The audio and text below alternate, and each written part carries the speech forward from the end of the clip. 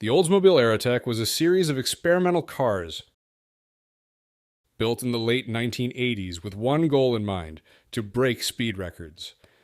These cars showcased some of the most advanced technology and engineering of their time. It all started back in 1984 when Oldsmobile's team of engineers was working on a new engine called the Quad 4. This engine was small but mighty, making it perfect for a high-speed car. The team took inspiration from legendary racing cars like the Porsche 917, known for slicing through the air with ease. They spent countless hours in the wind tunnel, tweaking the car's shape to make it as aerodynamic as possible. One of the coolest features of the Aerotech was its adjustable underbody.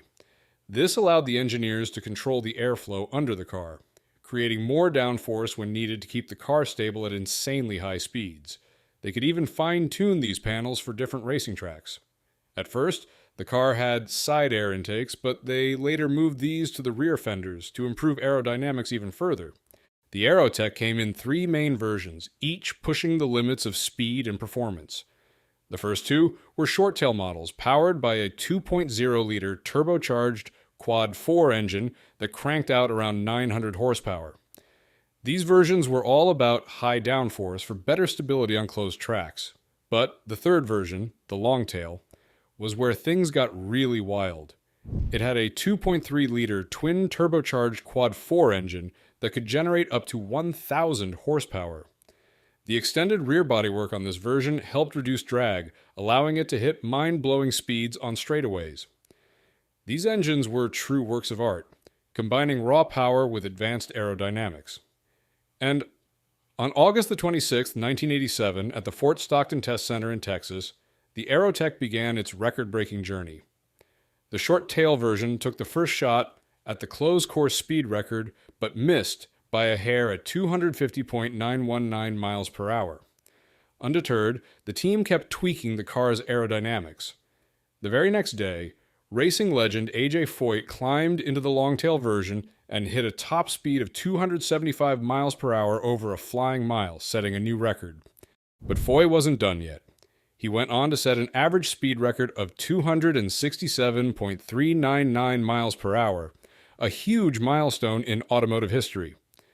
The short-tail version also saw some improvements, eventually breaking the previous closed-course speed record with an average speed of 257.123 miles per hour. These records weren't just about speed. They also showed the world just how reliable and durable Oldsmobile's engineering really was. After the Aerotech's success, Oldsmobile kept pushing forward with their engine technology. They even explored making a V8 version of the Quad 4, which they called the Quad 8. Although this project was eventually shelved in favor of Cadillac's Northstar V8, it showed that Oldsmobile was always looking to innovate. In 1992, they built a new version of the Aerotech with a 4.0-liter V8 from the Oldsmobile Aurora. This car wasn't just fast, it was also incredibly reliable, setting 47 speed endurance records. The Aerotech project was a huge deal for Oldsmobile. It helped promote the brand as a serious player in the world of high-performance vehicles. The car was featured in ads and auto shows, boosting Oldsmobile's image during a challenging time. Today, the Aerotech is remembered as a symbol of innovation and engineering excellence. You can even see it on display at various automotive museums like the GM Heritage Center, where fans can drool over its mind-blowing design and engineering. The 1977 Pontiac Phantom is a concept car with a fascinating story behind it. It was created by General Motors and designed by the famous car designer Bill Mitchell. He wanted the Phantom to be his last great design before he retired. Bill Davis, a young designer who worked with Mitchell, also helped with the project. They called it Madame X within the company. Mitchell designed the Phantom to show his own personal style and his ideas for what cars could look like in the future.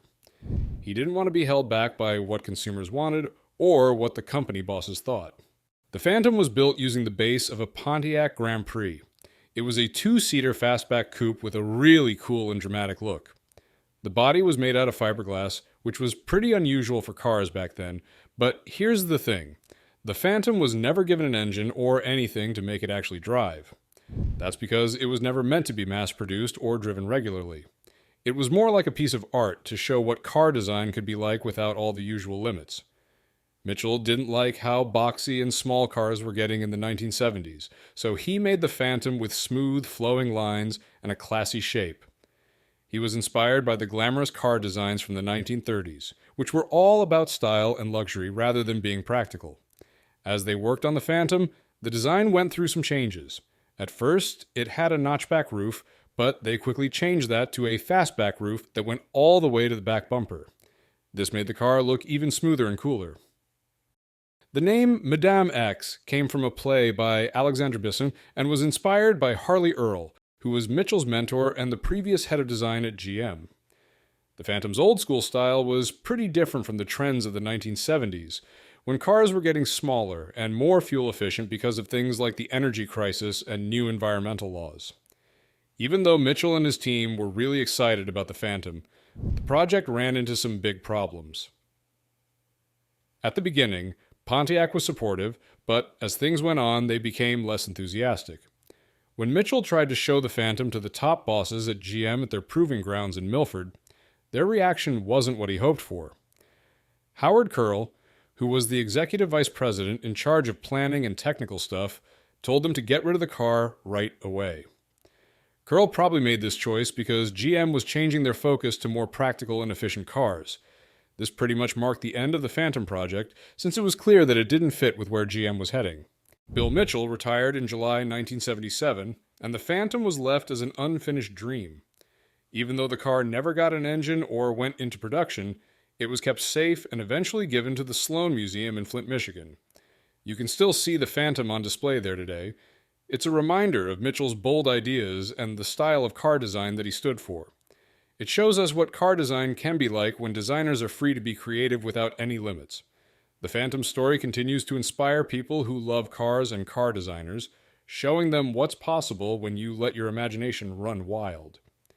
Even though it never got to hit the road, its story keeps inspiring car lovers and designers today. It reminds us of when cars weren't just about getting from A to B, but were a way to express art and personality. The Renault Espace F1. A one-of-a-kind concept car that brought together the worlds of family vehicles and Formula One racing. This fascinating machine was built to celebrate the 10th anniversary of the popular Renault Espace, and it showcased the engineering prowess of Renault, the Williams Formula One team, and Matra. With Gerard Ducarouge, a renowned design engineer in motorsports, leading the project, you know it's going to be something special. Now, imagine taking the powerful 3.5-liter V10 engine from the dominant Williams-Renault FW15C Formula One car and putting it into a family car. That's exactly what they did with the Espace F1. This beast of an engine could produce a mind-blowing 789 horsepower and rev up to 13,800 revolutions per minute. And to keep things light and fast, they used carbon fiber for the body, just like in racing cars. The result? A car that could go from 0 to 60 miles per hour in a mere 2.8 seconds. That's some serious speed.